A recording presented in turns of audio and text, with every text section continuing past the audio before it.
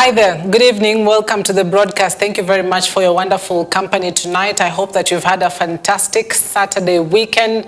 Well, we are here to bring you up to speed on what is making headlines across the country.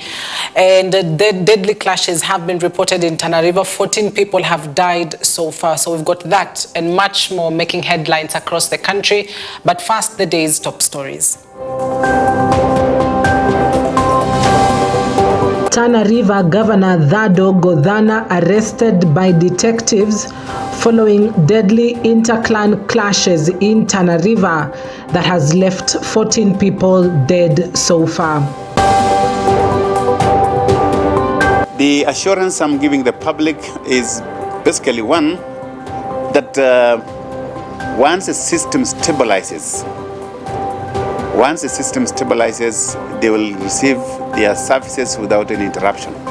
Principal Secretary for Medical Services in the Ministry of Health, Harry Kimtai, meets with county executive officers for health as the government admits to challenges with the Social Health Authority transition from NHIF. President William Ruto attends installation of the new Bishop of the Military Ordinariate, calls for sober relationship between the clergy and the state.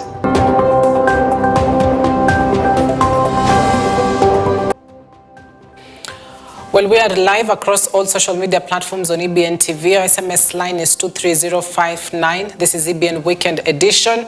You're in safe pair of hands. My name is Cynthia Nanjala. Let's get the show started.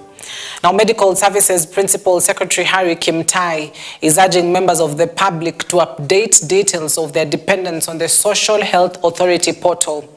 He said this will ensure seamless service delivery at health facilities. Now, the PS, who led officials from the ministry and SHA in a meeting with the County Executive Committee members, Health Caucus, assured the public that challenges experienced at the initial phase of the SHA rollout are being tackled.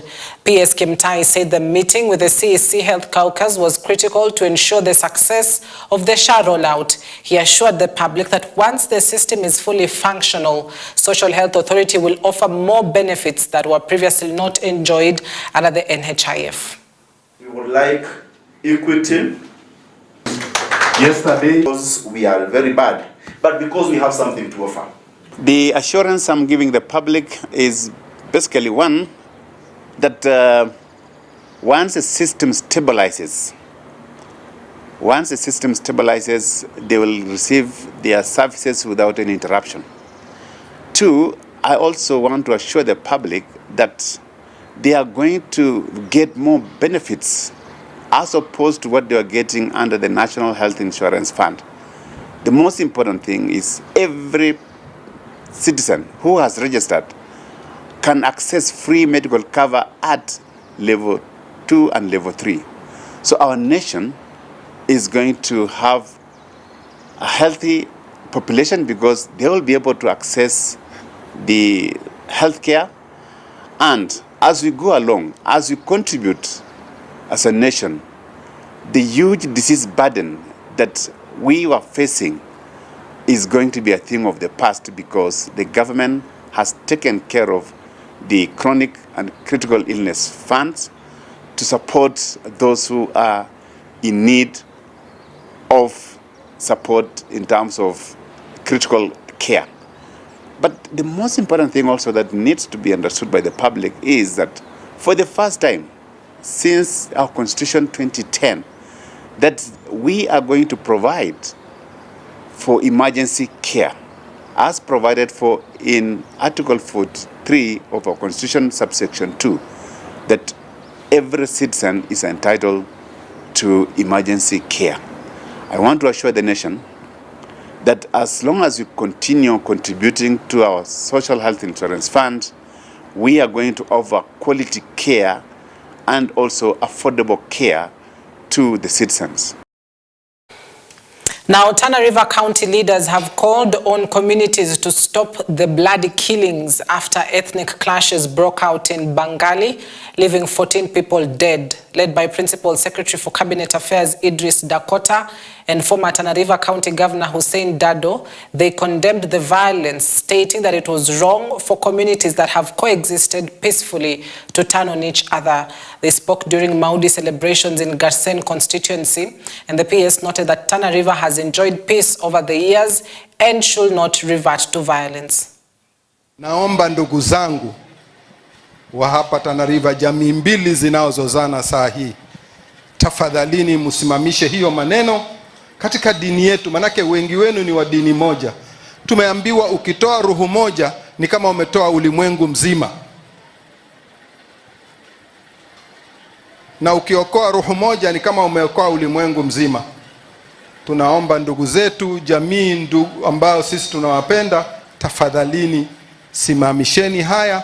Hakuna mshindi ambaye atashinda kwa kumuua mwenzake mbele ya Mwenyezi Mungu.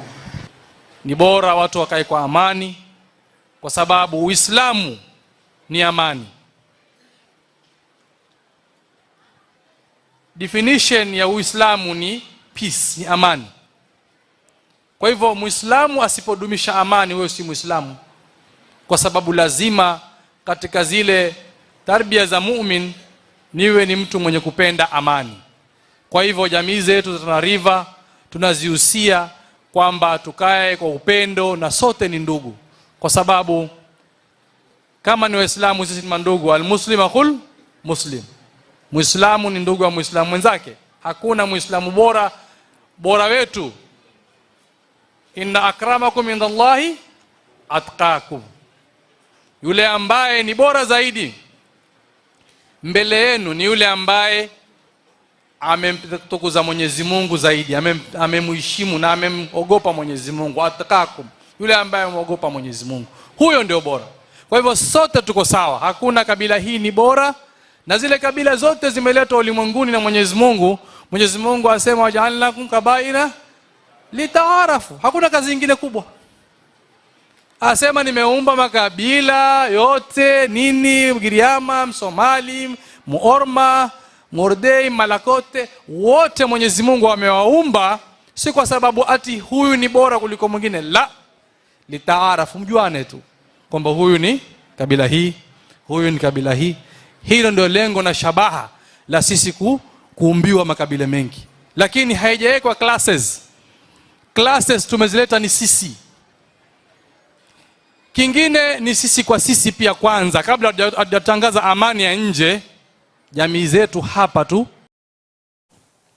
Now, political issues. Jubilee Political Party, through their Secretary General Jeremiah Kioni, now calls upon President William Ruto to appoint new IEBC officials, saying there are no legal barriers to prevent their appointments. Speaking during a press briefing at the party's headquarters in Nairobi, Kioni also warned the president against selecting any political leader from central Kenya to replace Deputy President Rigathi Gachagua if an impeachment occurs.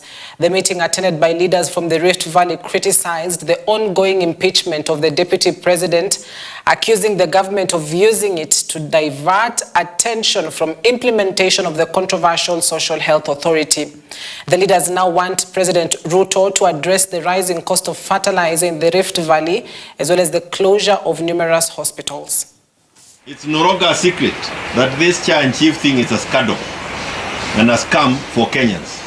Mtu mwenye amezoea miaka 3, 4, 5, karibu miaka 10 kwenda kwa hospitali na analipiwa dialysis, alafu anaambiwa hawezi lipiwa, you have literally given that person his death certificate in advance. Anaibeba ni siku tu itatajwa na ama itajazwa na familia. Wa Kenya hakuna jambo lolote linamzuia William Ruto kuchagua, kuhakikisha kwamba uchaguzi wa IEBC umeendelea. Hii ni jama tu ya kuhakikisha kwamba wamefuruga Kenya. He wants to delay the issue of IEBC so that we get as close as possible to the date of elections. This impeachment should not be turned to a campaign for 40 against 1. I caution the members of parliament, as they make their contributions on the floor, let them not make it a community issue. Mahospitali zetu tumeumia sana kwa sababu ya NHIF. Tumezungushwa, watu ni wagonjwa, wako mahospitali wa TB, wamelipa pesa already na hakuna matibabu kwa mahospitali. Nataka kuomba president wetu Ruto, epu wachana maneno ya impeachment kwanza na ushughulike na ground. Wananchi waliokuteua kukuweka kwa kiti, shughulika na maisha ya wananchi. Now, Orange Democratic Movement Party leader Raila Odinga has formally handed over the leadership of the political outfit to Kisumu County Governor Anyang' Nyong'o in acting capacity. Governor Nyong'o will now be tasked with steering the opposition party forward as Odinga fully immerses himself into the final lap of his campaigns for the African Union Commission chairman position. Odinga, speaking during a National Executive Committee meeting in Mombasa on Saturday, said Nyong'o has continuously provided a firm foundation to the party since it was founded over 20 years ago.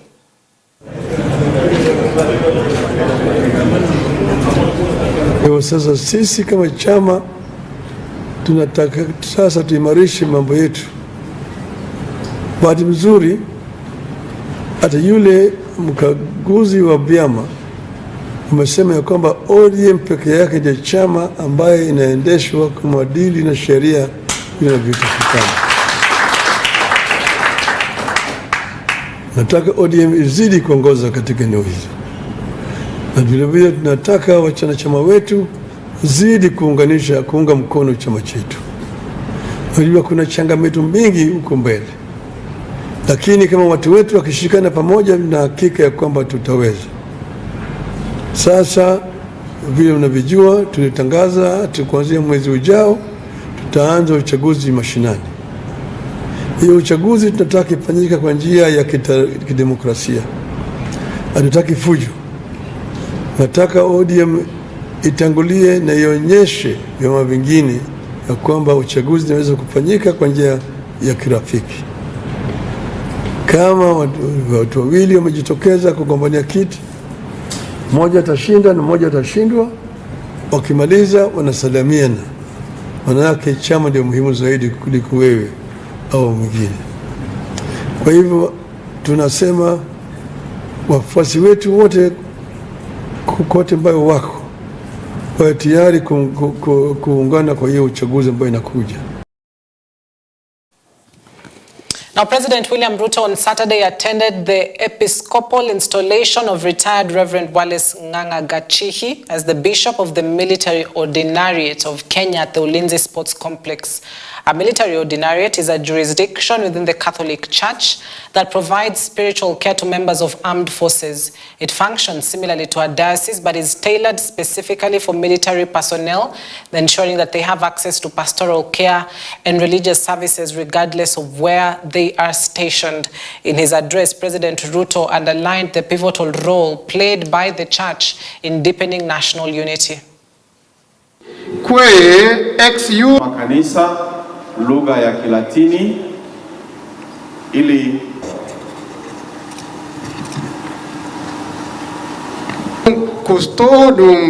throughout the life of our nation, the partnership between the state and religious institutions has been a cornerstone of our nation's strength.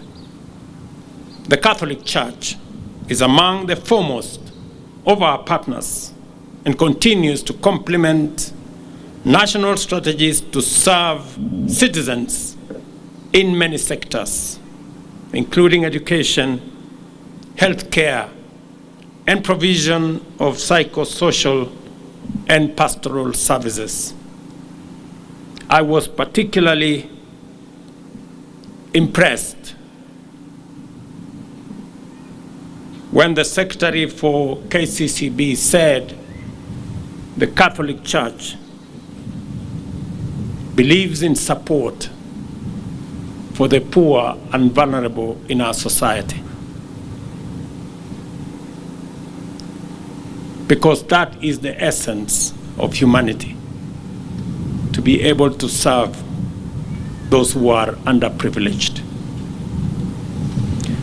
Build on mutual respect, tolerance, and moral uprightness. This partnership anchors our society.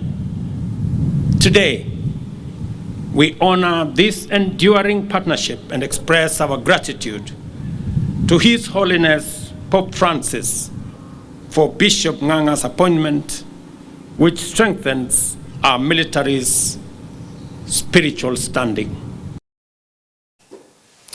Now, Manyata, Member of Parliament Gitonga Mukunji is calling on the Senate to reject the impeachment motion against Deputy President Rigathi Gachagua scheduled for next week.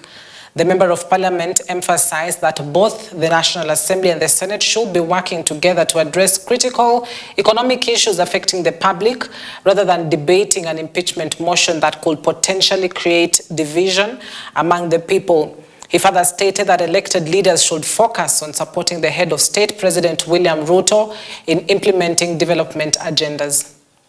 Na mnajua mimi nasikiza nyinyi alafu nifanye maneno. Wakati ile bili ilikuwa inakuja nikasikiza nyinyi, nikaona maneno haiko mzuri, nikateza kama mimi, si ndio? Hii wakati nikakuja hapa nikasikia vile raia wanasema huyu namba 2 asivinywe, si ndio? Mimi pale bunge niliwa represent vizuri. Sio iko sawa? Sasa tunaomba Mungu at least hiyo maneno Senate iangalie vizuri. Sababu tunataka serikali yetu ifocus na maendeleo.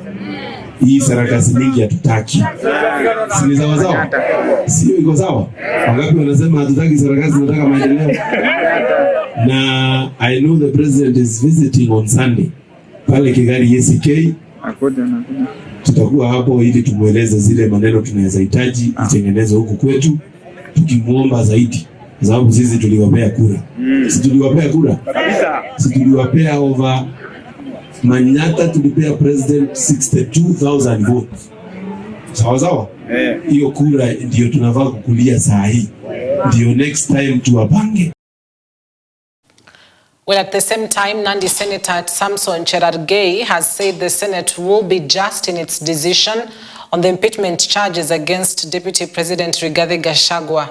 The senator said they will give ample time to both the National Assembly and the Deputy President to prosecute their case when they appear before them next week, Wednesday and Thursday. Wale National Assembly ambao wanataka kubandua naibu wa rais, tutawasikiza. Naibu wa rais anapojitetea, tutamsikiza. Sisi kama bunge la Senate, kama taifa, mtuweke kwa maombi, ndio tuweze kukata haki mbele ya binadamu na mbele ya Mwenyezi Mungu. Tunataka National Assembly wakienda wapate haki. Naibu wa rais apate haki. Wakenya wapate haki. Na tujue ya kwamba Kenya ni kubwa kuliko sisi wote. This country will remain. Sisi ni wapita njia. Na mtuombe kwa sababu bunge la Senate itabadilisha ikuwe judges. Sisi sasa ni majaji. Tutasikia ushahidi. Na tutasikia kwa umakinifu sana. We will listen to the evidence very keenly. And we must be satisfied that the evidence presented and the grounds presented meets the threshold that the allegations of the National Assembly leveled against the Deputy President. We will listen keenly. Tunataka tuulize wa Kenya mahali popote. Senate inaposikia hiyo maneno, mkuwe watulivu, mkuwe na amani, tuachie bunge iendelee na kazi yake kama bunge la Senate. Nyinyi kazi yenu ni kutuombea. Si ni namna hiyo? Lakini haki itatendeka katika bunge la Senate. Unajua watu wengi ile National Assembly watu walikuwa wanauliza mbona hii kuulizwa maswali ama inajua National Assembly inaitwa pre-trial chamber. Kazi yao ilikuwa tu kuunda kesi. Sasa wenye kusikiza kesi ni sisi bunge la Senate. Na tutakaa karibu siku 2-3 tutakaa macho kwa sababu it is a marathon of 2 to 3 days. We will sit and listen carefully. A group of pastors has opposed a bill in the Senate by Nandi Senator Samson Cherargei that seeks to extend the term of elected leaders from 5 to 7 years. Speaking in Kitale in a meeting that brought together 1,000 leaders, the religious men and women said the proposal does not have good intentions, as 7 years is too long for citizens to wait to vote for the next batch of leaders who have become ineffective in their jobs. Additionally, they opposed the Religious Organization Bill 2024 presented by Tana River Senator Dunstan Mungatana, saying it could infringe on freedom of worship and called for its withdrawal. Waombea viongozi wetu, nasi pia we should return the hand by respecting the church and allowing the church to operate in that divine order yenye Mungu amewapa. We will come up with a mechanism on how we can self-regulate without interference from politicians and other people who are against the church. And therefore, President, we appreciate you and we welcome your guests here, and we will begin immediately to work on how we can have a document of self-regulation to caution MPs who are championing extending the term limits of MPs and elected members in this country. We want to tell you that Kenyans are not with you.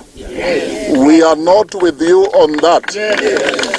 What we want to hear from you is service delivery.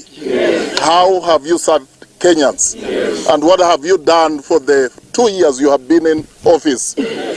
And if you force it on us, we will have an opportunity to respond to you and say enough is enough. The term limits we have for 5 years are more than enough. In fact, what we want to see, maybe if you are reducing it to 3 years, because 5 years are too many. If you think of reducing it to 3 years, we will support you. But increasing to 7 years, that is being insensitive to Kenyans.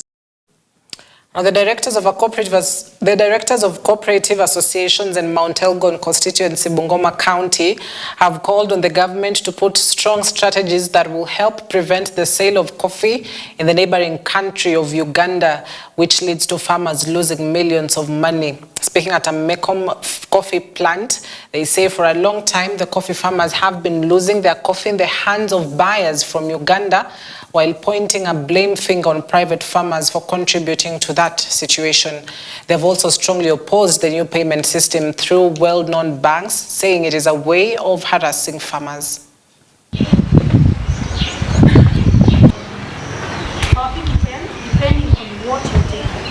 Tumezungumza mambo ya European Union ambaye ni UDR, namna tutaweza kufanya mambo ya data ili kahawa yetu tukijua kwamba kuanzia Januari tuweze kuona kwamba kahawa yetu inapata soko katika European Union.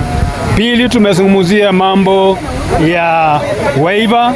Tatu, tumezungumzia mambo ya wizi ya kahawa, jinsi kahawa inaenda Uganda. Na mwisho tumezungumzia jinsi ya kuweza kuboresha kahawa zetu na kuona kwamba wakulima wanafaidika. Ni mawazo mazuri ambayo tumezungumza.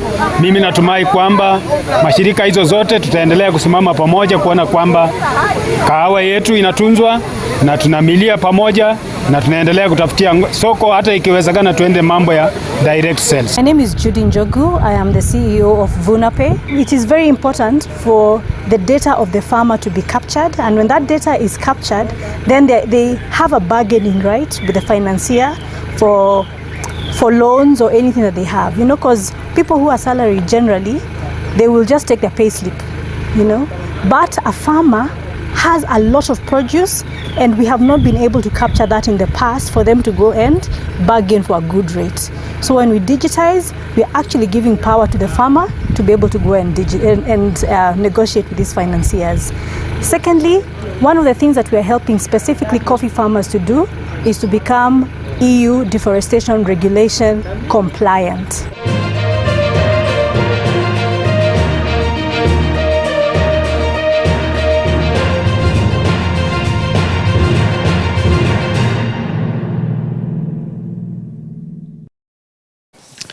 In the world of sports, former Harambee Stars midfielder McDonald Mariga is promising to bring professionalism and sponsorship into Kenyan football if he's elected alongside Hussein Mohamed in the December 7th Football Kenya Federation election. Mariga was finally unveiled as the running mate of extreme sports boss Mohamed at a colorful ceremony in Nairobi on Friday, attended by footballers both past and present, political leaders as well as the members from the business community. The two will now team up for one ticket that they hope will lift Kenyan football if they're elected when the national polls are held on December 7th. Football, we have to involve our ex-players. We have to involve, stakeholders wakuje vile rugby. We have to get sponsorships, kwa sababu sponsorship ndio inafanya mpira yetu inaanguka. But Again, sponsors pia wakikuja, kama tuko corrupt, no one will support our football. It's going to be different. And the reason is we know the importance of investing in our children, and we understand it very well, and it is a key pillar.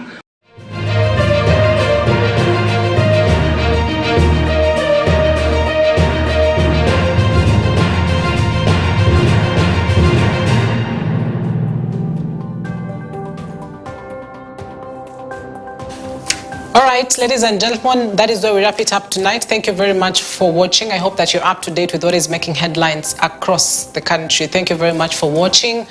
My name is Cynthia Nanjala. Have yourself a blessed evening and a blessed Sunday ahead.